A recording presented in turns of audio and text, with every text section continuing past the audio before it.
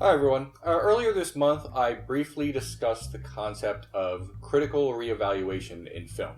It came up in my episode about Vertigo, and I joked at the time that I could make an entire video about this topic, but my audience really seemed to like that idea, so let's talk about it.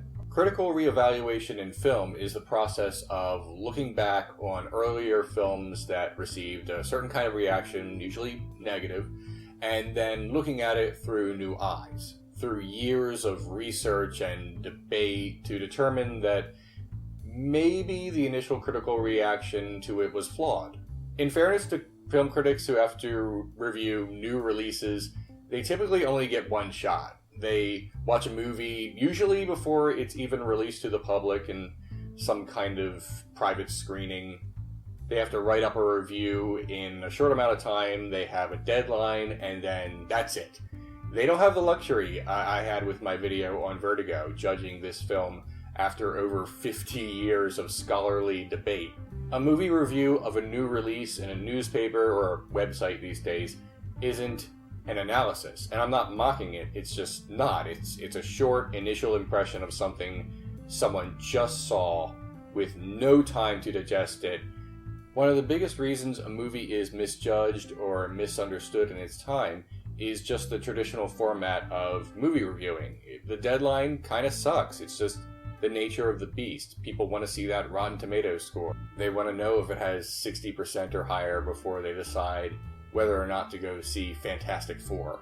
Sometimes good movies are reevaluated as being not as good as we remember later on, and that's fine, but that's not what I want to focus on today. What I'm far more interested about is movies that have mixed reviews or negative reviews when they're released, but after years of debate, we decide, actually, this was really good.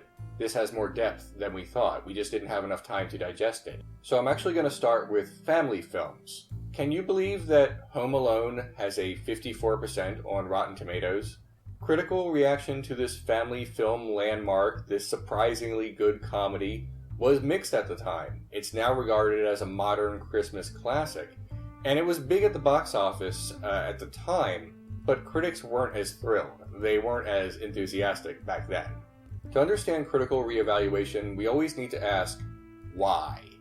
And in the case of Home Alone, it was the time it was made. I would imagine that such a violent film targeted to children made some critics cringe, which is understandable, I guess, but that doesn't take into account all the heart the film has and all the laughs.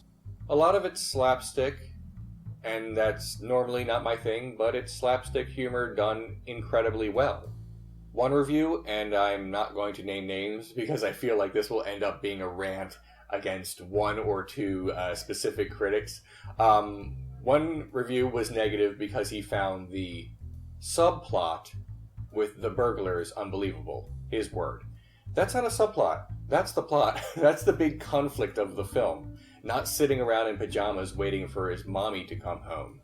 Speaking of violence, the Teenage Mutant Ninja Turtles movie, the first one way back when, was better than it had any right to be.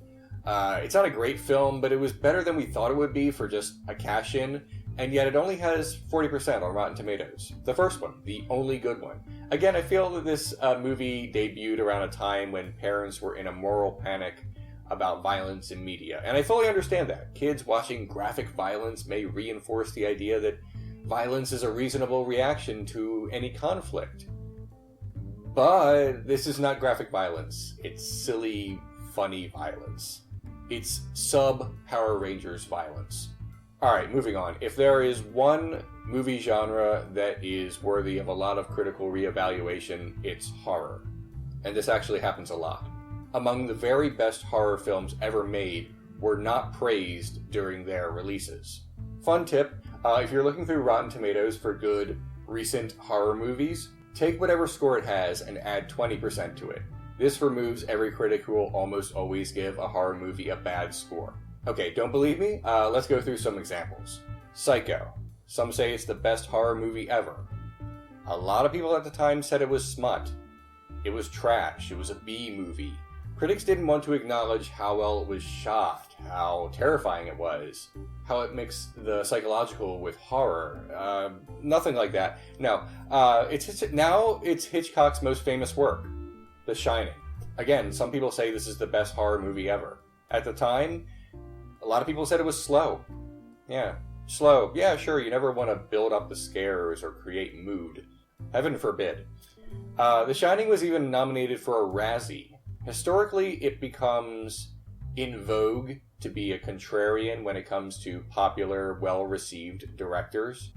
Christopher Nolan is getting a bit of that now. Some of it is deserved.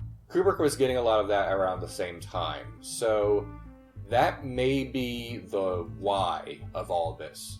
Slasher films are almost always critically dismissed upon release. And I can actually kind of understand why, because a lot of them are trash. But you know what? The first, A Nightmare on Elm Street, was a very effective horror film. Wes Craven drew a lot from the biblical quote about the inequity of the father being visited upon the son, so children suffering from what their parents did.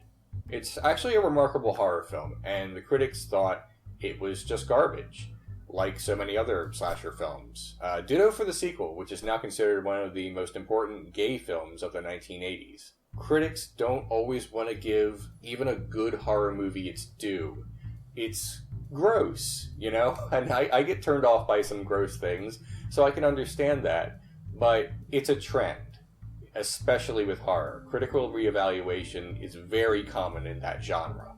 Alright, let's switch gears and talk about new cuts and how that affects reevaluation. Alien 3 is David Fincher's first film. It's dark and it's gloomy and you're just crushed under the weight of its sadness, which may not have been what critics were expecting. They were expecting a follow-up to Aliens. The previous film was which was just a straight-up action flick with a lot of humor. I feel that Alien 3 is, in tone, a more direct sequel to the original Alien. Critics expected one thing, got another, and slammed the movie. So that may be the why of it, but years later Fox released an assembly cut of the film based on Fincher's original notes. Fincher himself did not want to be involved. He had a bad relationship with Fox. He was very unhappy about how he was treated while making the film. But Fox put it out anyway, and it's a superior version, I would say, to what was released in theaters. The assembly cut is Fox recognizing that Fincher probably had the right idea in the first place. They just didn't trust him because at the time he was just a music video director. The assembly cut adds a lot to the film. If you don't like Alien 3, and that's fine, but you haven't seen the assembly cut, you really haven't seen what this film has to offer. The point I'm trying to make is that reevaluation can happen for any number of reasons. Sometimes it's just a director finally getting his way. Alright, moving on. A cult fan base can sometimes elevate a picture's estimation. Wes Anderson has a very intense fan base.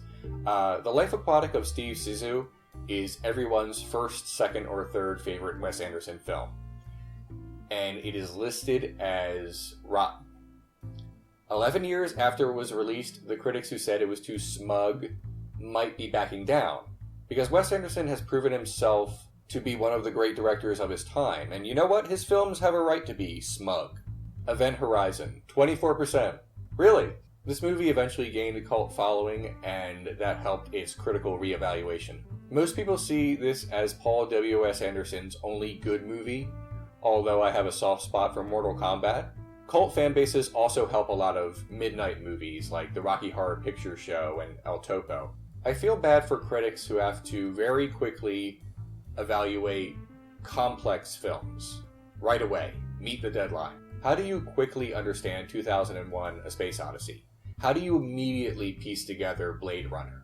Movies I love that are now going through critical reevaluation, like right now in the past year or so, are Only God Forgives and The Assassination of Jesse James by the coward Robert Ford. Based on what I know about this topic and what I am reading and what I am watching in new videos, I suspect these films will be better understood and better loved very soon. I want to be clear here, I'm not bashing traditional movie reviewers. I'm saying they have an impossible task.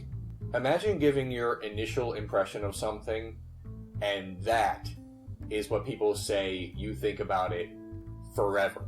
There is no cure to all of this. There is only perception. We, as the movie-going audience, need to recognize that critical reevaluation exists. And when a movie we think is brilliant gets a mixed to negative reaction from mainstream critics, we need to try not to get upset about it, because their views are not the final word. It's only the beginning of a very long conversation.